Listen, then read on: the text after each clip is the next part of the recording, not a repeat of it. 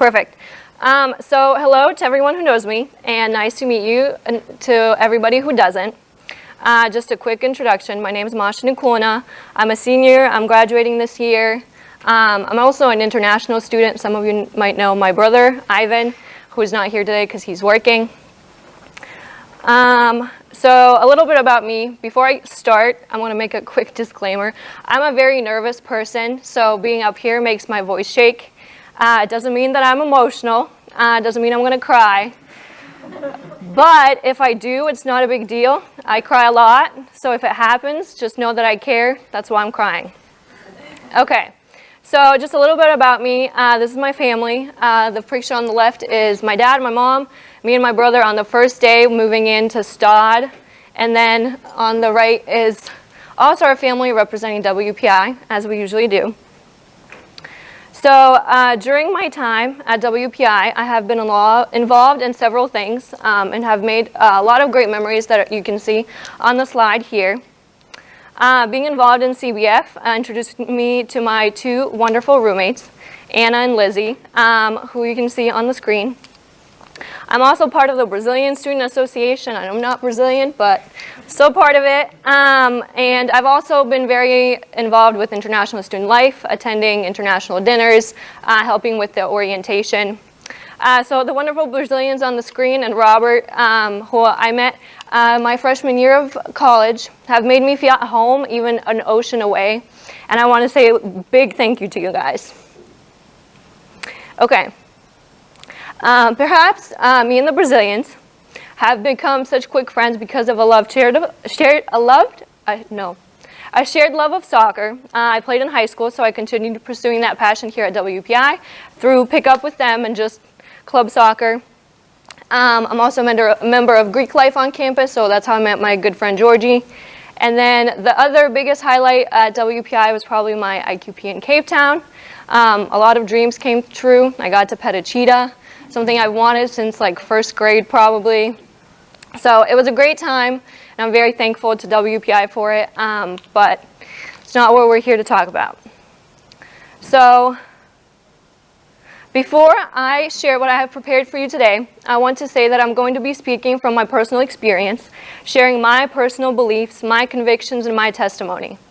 I'm going to be hopefully sharing the lessons I have learned and have found to be important and valuable in my life. As all I'm going to be saying are my personal beliefs and opinions, you're more than welcome to disagree with me.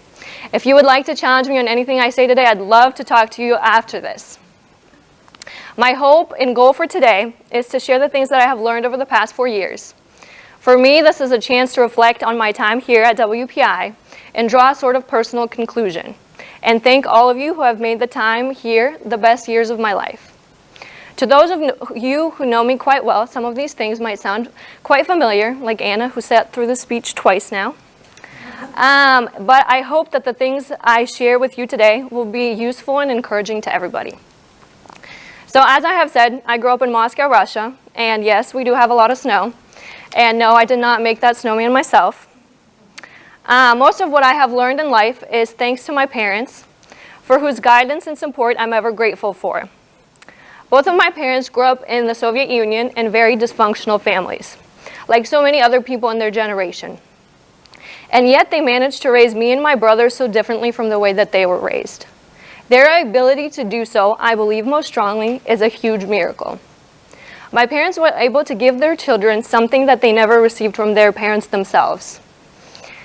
And yet I believe it's impossible to share and give something that you have nothing of and know nothing of. Watching my Russian classmates and friends be raised by their parents, who grew up in very similar situations to the situations of my parents, made me even more sure of the fact. Of the 30 kids in my Russian public class, 4 of us had both parents, and half of them were raised by their grandparents. And yet, although my parents came from a very similar background to the parents of my classmates, they were different, and they were able to provide me and my brother with something my classmates didn't have: unconditional love and support. At an early age, these reflections made me realize the power the people in our lives have over who we become. This led me to question my parents and try to understand the people they had become. They attributed their ability to love to the things they had learned from a couple of American missionaries that came to Russia in the early 90s, and the message that they brought with them of God's love, of Christ's sacrifice, and his love for every single individual. These people were filled with love and patience for my parents, something that they didn't have growing up. They changed the lives of my parents, and through that also changed my life. They helped shape who I was to become.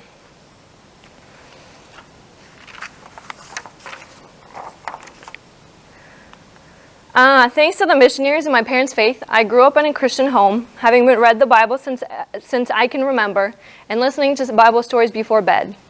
Every night, my dad would tuck us in and pray for us. He would thank God for the day and pray for nice and pleasant dreams. Ever since I could read, I have read the Bible on my own, in Bible class, and Bible studies, and discussion groups. I went to a Christian school with teachers who sacrificed so much to travel across seas to provide English-speaking and missionary kids with an education. At home, at school, and at church, I received so much love from my parents, from my teachers, and from my friends. But I believe that I have come to truly understand and live out the things that I was taught when I got here to WPI. Being in college made me think for myself and challenged me to rationalize my position on a variety of issues. Over the past 4 years, I have grown a lot and I have learned a lot. I have asked a lot of questions and challenged myself to look beyond the Bible says so argument. A verse that has really come to inform my life in this process over the past 4 years, the things that I do, how I act, and what I come back to when I fail at being loving, is 1 John 4, 7 through 12. Does anybody want to read this off the screen? Go ahead. Beloved, let us love one another, for love is from God, and whoever loves has been born of God and knows God. Anyone who does not love does not know God, because God is love. Beloved, if God so loved us, we ought to love one another. No one has ever seen God. If we love one another, God abides in us, and His love is perfected in us. So in the process of both pursuing and experiencing this perfect love, trying to be the best vessel for it, I have come to realize the purpose of my life. I know it's a lot being said by a 21-year-old, but you know. I have come to understand what I want to do with my life. I want to love the people that I have in my life. I want to lift them up, help them feel joy, show them the beauty of life and the people that fill it. In order to best do this, and to remind myself of important truths that are so easy to sometimes forget, I formulated for myself 4 principles that I would like to share with you today.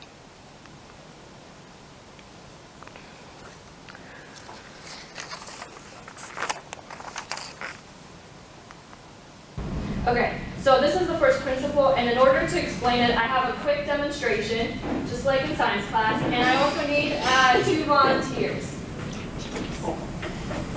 Okay, the people, yeah, go ahead, you 2. Birthday boy. So I'm going to explain this, and Anna's going to help me out. So basically what's going to happen is there's going to be 3 bowls. You're going to be putting your hands into them. It's water, don't worry. So the left bowl is going to be hot water. Don't worry, you won't burn yourself. Anna will test it for you.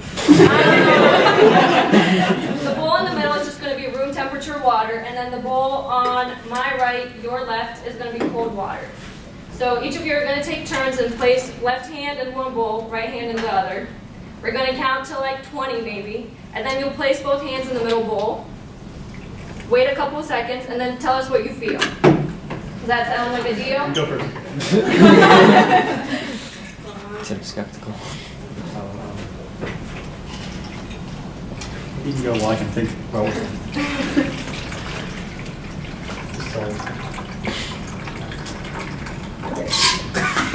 Can we test it, or do you think it's okay? Test it? All right. Okay, so everybody count along. Josh, you lead us. So left hand and left bowl, right hand and right bowl. Okay, ready, set, go.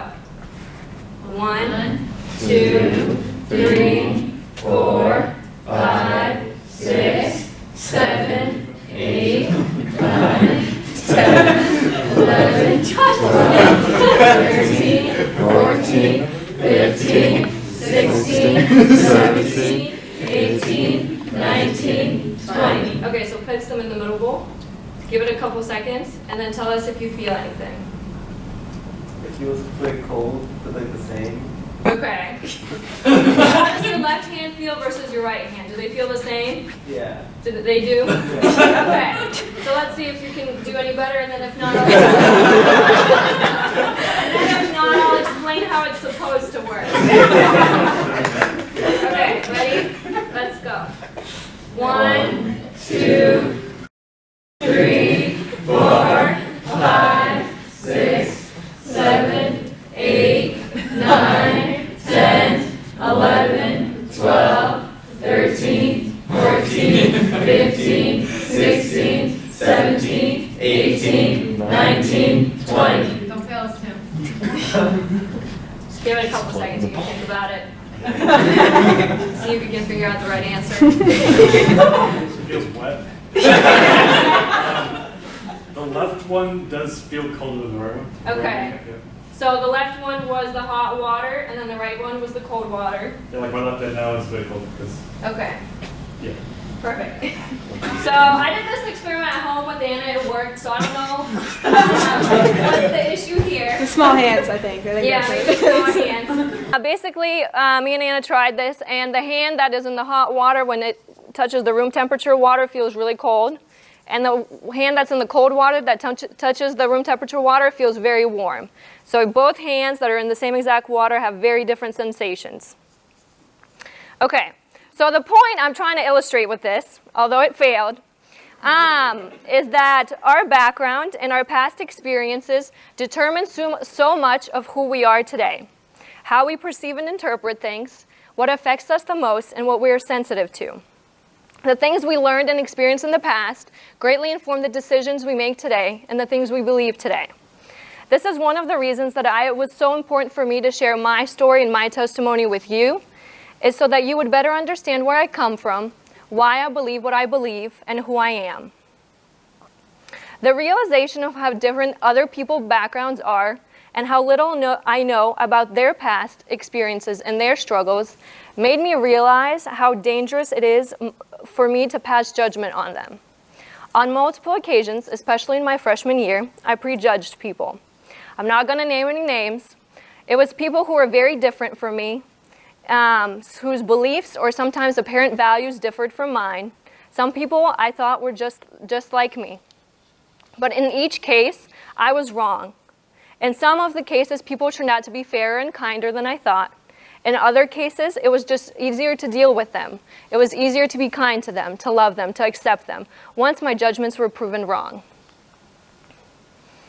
I believe that when God says to not judge, it is not only because the practice itself is harmful to relationship building and for us to love people, it is also because we can never be right. We cannot know what is going on in the hearts and the minds of others, what they have been through or the struggles that they're going through today. So our judgments will be wrong. I also realize that even though we might not know people as well as we think we do, or as well as we hope to, we can love them regardless. We can do our best to make them feel valuable and important, make them feel heard and cared for. We can do our best to model and share the love we have received, because I believe that that is what life is about.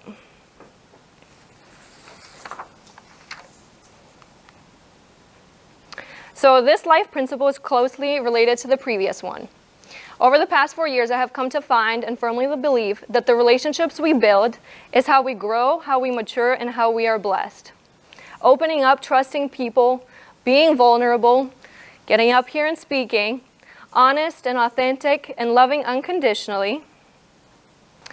We are better people when we open up, when we trust, and when we love.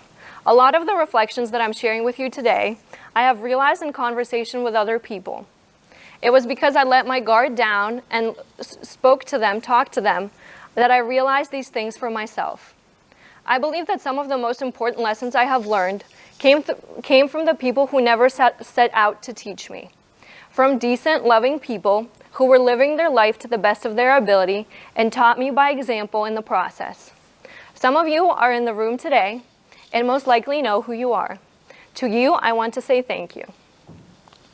As a result of such experiences and my reflections in my relationships, my goal is not to change or teach people, but only to leave people better off after they have met me. To share with them the love I received, the support I was provided, to make them smile more, appreciate life more, and love themselves more. Not turning them into or treating them as projects, not changing them, just loving them. This approach of relationship building, as opposed to seeking to teach and to change people, takes strength and courage, and God knows I have failed so many times.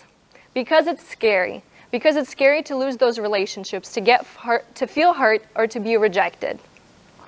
However, although the loss of friends who move away or grow apart causes pain, these investments are all worth it.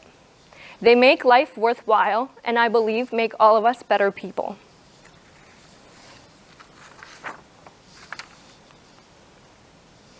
Okay, so this principle is perhaps the heaviest one.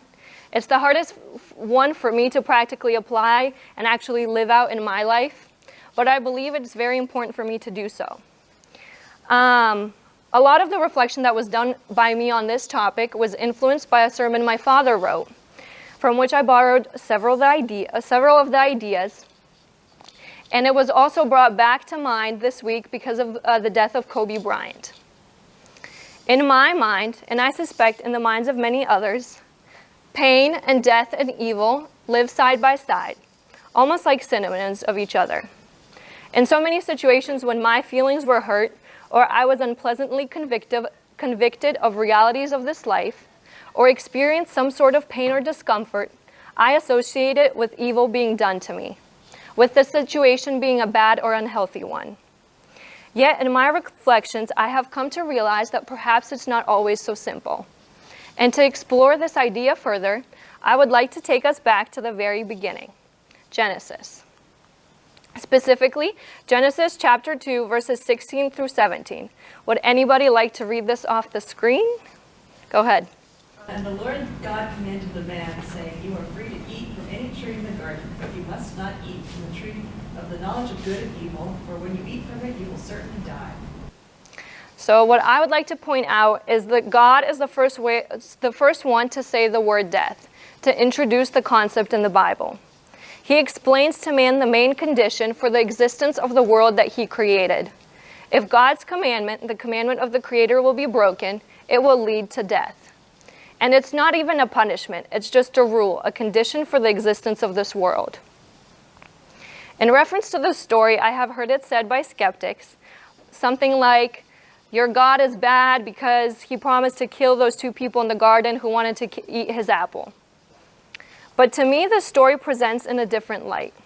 It's like an electric transformer or a construction site that has a sign that says something along the lines of, keep out, danger. The person who hung up that sign, was that a good person or a bad person? I think it was a good person, a kind and caring one, because he wanted to protect us against the evils that lie inside. The same is true of this scene in Eden. God said to Adam, do not break my rules. He told him, keep away, it will kill you. Thinking about death is often uncomfortable. Experiencing the death of a loved one is painful. Coming to terms with the inevitability can often be very unsettling. And yet God is the first to talk about it, to warn man that it is coming. You know the character in this story that ignores the reality of death? Let's keep reading Genesis 4, verses 4 through 5. Anybody want to take a shot at this? Go ahead. You will not certainly die, the serpent said to the woman. For God knows that when you eat from it, your eyes will be opened, and you will be like God, knowing good and evil. Okay, so the devil says you will not die. He is the one to tell this lie to create this illusion. And I personally often buy into this illusion, and I think a lot of people do too. We neglect to think about death and the suddenness of it. When we jaywalk, we want to think that death isn't real.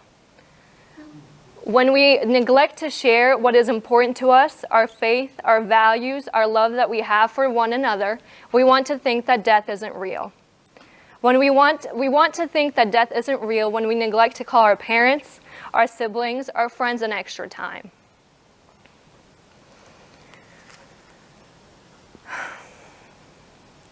Okay, so now that we have covered the story of the first Adam, I would like to share with you a very different story about a very different Adam. Adam Smith, has anybody ever heard of him? He was a Scottish economist in the 18th century, and he spent a lot of time studying human behavior, specifically human behavior in economics. And perhaps maybe you have heard of his law. It says that the unit price for any good is determined by the balance of supply and demand. In other words, things that are expensive are those that everybody wants, but not everybody has access to. The cheap things are the ones that are available to everyone and everywhere. While this law dictates the behavior of people in a market setting, I think it is very true of human nature as well. We do not value what we have an excess of. We start valuing things when there is a chance of losing them or once we've lost them. If life was limitless, Smith's law says, it would also lose some of its value. It is the brevity of life that motivates us to not take each day for granted, to not take the people in our life for granted. In a sense, death, by limiting life, gives it a certain value. And I know this is poor conciliation to those of us who have lost loved ones, and for that I apologize. But I believe that reflecting on death brings valuable perspective. At least it does for me. Similarly, I believe that hard truths and painful experiences can often be helpful and not harmful. As Adam and Eve so long ago in the garden had chosen to know both good and evil, now each individual needs to experience both and benefits from both. Experiencing pain allows us to empathize with the pain of others. It is hard and challenging things that make us grow. Overcoming difficulty today gives us hope for overcoming future adversity, which brings me to my last lesson learned. The final principle that I would like to discuss and leave you with is how I have found certainty in uncertain times. I'm one of those people that really likes a lot of clarity and control in a situation. Those of you who have been in group projects with me know that. It is very hard for me to deal with situations that are out of my control. I'm a planner and I'm very much an organizer. A joke I make that is funny because it's true is that when I feel like I'm losing control of my life, I organize our Tupperware drawer. It feels like I'm regaining control for at least a little bit of time. And yet, there's only so many times I can organize that drawer, and only so organized it can get. And then I'm left unsettled about my future, about what will happen after graduation, about people that will move on, about all the change that is coming which I can control none of. Sometimes I have quite physical reactions to thoughts like these. Sometimes it's just a lump in my throat, and sometimes I cry. With all this uncertainty, I need something concrete and certain to hold on to. At these times, I think about the people God has blessed me with, over the past 4 years specifically. I think of how thankful I am that I have met them, and how they have made the last 4 years of my life the best years of my life. I think of the people that taught me and helped me grow. I think of the relationships that I have built in the past 4 years and how through them I have been blessed beyond anything that I can explain in words today. I imagine my life today without these people in it, and it's scary. It's scary to think that I could have gone through life and never met them, never talked to them, never gotten to know them. I think of the verse in Deuteronomy chapter 31 that says, "He will never leave you nor forsake you." It is this promise and the faithfulness of God God's love in my past. It is the people through whom God has shown me his faithfulness and care. It is the love and acceptance and assurance I feel and have today that makes me hopeful even amidst the uncertainty of tomorrow. So I would like to conclude my time here with you today with a thank you to all of you who are here, to all of you who have been a tool through which God has shown me his love, whether you knew it at the time or not. Thank you.